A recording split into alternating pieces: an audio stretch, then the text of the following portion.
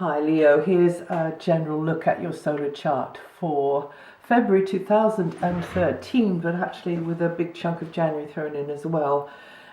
This time period is very much about relationships for you. The sun comes around to the same angle every year. At the moment, when you're probably watching this, it's in a very sort of maintenance orientated, working, serving orientated area, sort of roll up the sleeves and get organized area of the chart.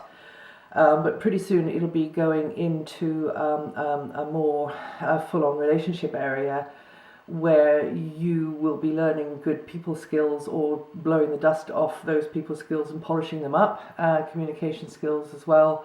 And this can be one-to-one relationships, but also the sort of more emotional ones that you have with family. And also maybe group type relationships, also maybe less emotional, but definitely a practical feel up until January the 20th, and then from the 20th to the 19th, cooperative collaborations can work better for you than going it alone. Sorry, did I say February the 19th? I meant to say February the 19th. I think I did. Anyway, you get that. It's from January the 20th to February the 19th when the sun's gone into your opposite sign Aquarius. So therefore there could be more going on between you and another or certain significant others, but also you helping each other out as well.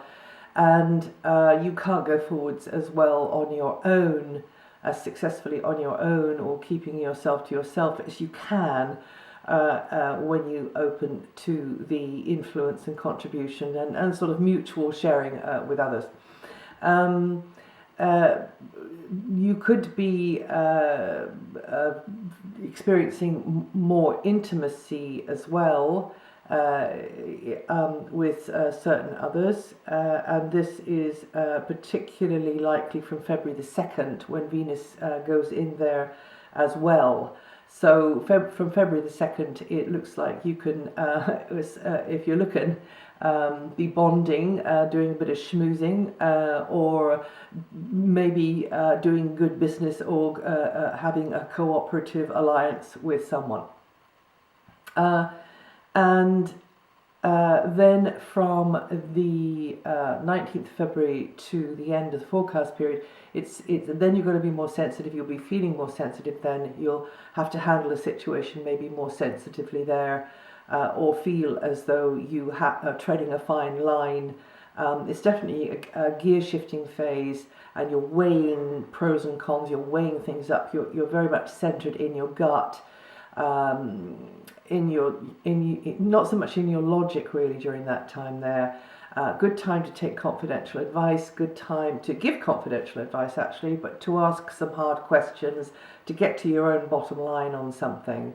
That's the sort of feel of that time there, but also having to, as I said, tread more carefully, to do with relationships, to do with feelings in relationships, and maybe compromising with certain people whether you like to or not. But because it is quite an emotional area, just don't allow knee-jerk responses to sort of dictate your reactions, and then once that's done, then you fall into this spiral of reactiveness with whoever. So and also you're very much looking at maybe the property angle of something, the financial angle, the material concerns that you have. Now, from the beginning of the forecast period until the 19th, your mind is very much on the to-do list, getting jobs done, tackling that stack of work in the corner there, blowing the dust off that, just rolling your sleeves up and getting going. And then from the 19th to the 6th, communications, personal, professional, in close interactions is very highlighted. But also, in working close interactions as well as more intimate sort of ones. There could be more paperwork for you, correspondence. Need to express yourself as honestly, authentically, clearly as you possibly can. And then from the 6th, the discussions, that's February the 6th, discussions may be more involved there. That's when things start to get more confidential. The Sun doesn't move in there until the 19th, but Mercury gets in there first. So you keeping your cards close to your chest, maybe tailoring your responses, being very, just not giving away too much information, and perhaps sharing what's really going on with only certain people and not with certain other people, whatever the reasons for this might be. But also feeling closer to your to what really matters to you, and very much your values as well, and you sort of searching a little bit maybe for what that top priority might be at the moment, and that bottom line value might be at the moment. And Mercury is going to be in that area actually until April 2013. From the 9th to February the 2nd, Venus's position means, again, helping out with somebody or somebody helping you out, practical teamwork, that's all very favourably highlighted. And also it throws a nice light on if you've got any health issues, health providers, those providing a service to you. Also the other way around, if you are helping out, providing a service to somebody else, then as well, there's a nice energy from the 9th to February the 2nd there, where you can be of service to others and help and assist others.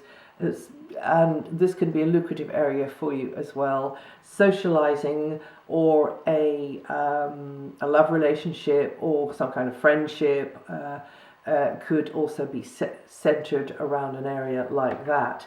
And then from February the 2nd, Venus goes into her favorite place, which is the relationship area, which means that she'll pick up very much on that cooperation, that feeling of enjoying somebody's company, somebody enjoying your company, and then over the last 3 days and on into March, Venus could manifest as an influence which helps you out materially in major or minor sorts of ways. It's through somebody else that you're doing a little bit better, or somebody's picking up the tab, or somebody gives you the moral support or the emotional support.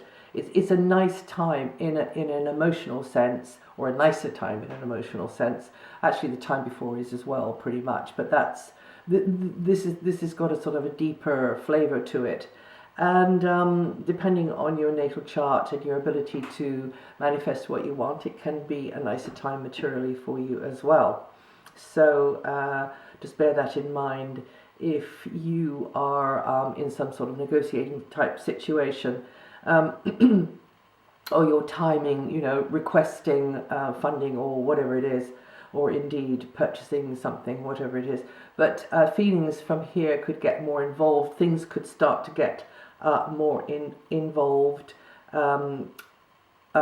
because they've already started to get more involved from the 19th onwards in this gear shifting phase. But when Venus comes in there on the 26th, I think it is, yes, it is the 26th of February, then you just get this feeling of more flow, the wheels being oiled a bit better there, and also materially it could be helpful as well. Now, until February the 2nd, Mars is in an area which to do with one-to-one relationships, and that means that they can be productive, they can be dynamic, but they can tire you out as well. And so you have to learn to balance between, now when you listen to this in February the 2nd, because of the agenda of another, there may be more physical demands on you, and you've just got to pace yourself. Someone could elicit very strong opinions in you, you could elicit very strong opinions in them. There could be a little bit of a difference of opinion, or sort of blazing row maybe, but because it's Mars, and Mars is very feisty and opinionated in this area here. But once again, you need to be patient maybe. You need to sort of see things from their point of view, and handle things as well as you can. That's what I said about earlier, getting out your people skills and dusting them off, because you might sort of rush in guns blazing before you're really certain about what's going on or where someone's coming from or what it's about, or anyway. So I've given all those words of caution because I know how fast and hasty and speedy and quick off the mark and sometimes regretful Mars can be in this area here. But definitely a dynamic, proactive time here. You can be very productive in the company of somebody else. You can definitely cover some ground, but don't let it tire you out. Don't let it be too demanding.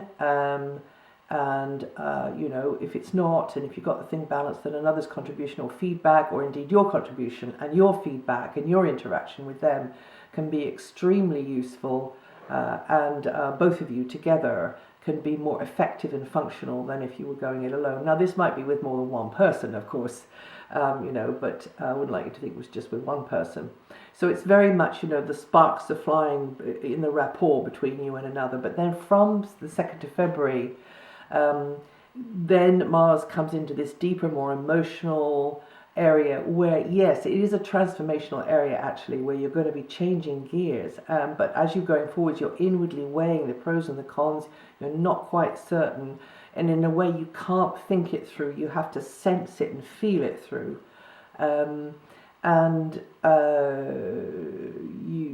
It's about obligations. It's about moral obligations, love relationships. It might be about money. It might be about property, space, it might be about intellectual property, it might be about moral obligations. So it can be, you've got to find and feel your way, tread with extra care. But the thing about this area here is you might be really simmering and fuming because you've got the lid too tightly screwed down on something because you don't want to say, or it doesn't seem appropriate, you can't find the right moment, or you're not really certain about it. So maybe get some paper and something to write with and just write it down, pros, cons, or plus, minus, or whatever it is for you, and literally have it in 2 columns on a sheet of paper and then work it out from there. But you will sense and you will know as this transit unfolds. Having said all that, actually Venus is going to be in there for a little while. During the quite long Mars transit. So that can be quite a sizzly mix when those two are in there. So from 2nd of February, you're saying, when was that date again? The 2nd of February, Venus comes into your partnership area, but then she does actually go into that area that I'm speaking about from the 26th of February, so that will overlap with the Mars transit. So from the end of February into March, that could be quite sizzly. I didn't say, as a matter of fact, but I was looking at, this is for us all, the aspects, or the first major aspect for the year, and the first major aspect for the whole of 2013 is a stunningly good one between Mars and Jupiter in the signs Gemini and Aquarius, and it signifies a time of great promise and new growth over the whole of 2013, and this is for us all, but it just happens to be in a very good angle to your to the fire signs, in fact, Leo. So that's good news for you.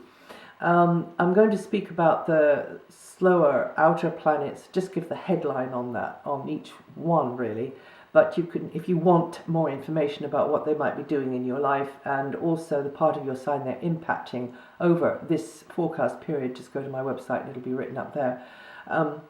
But in general, until mid-year, Jupiter's helping you to grow through, new associations, teamwork, friendships, new social circle, a new collective of some kind.